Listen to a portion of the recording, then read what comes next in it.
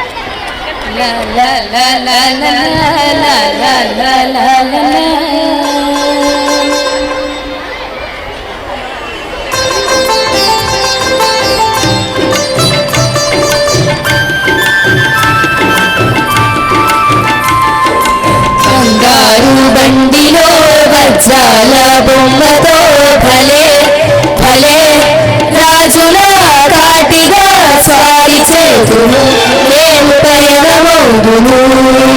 బంగారు బండిలో వజ్రాల బొమ్మతో భలే భలే రాజుల కాటిగా సారి చేతును మేము పయనమౌదును.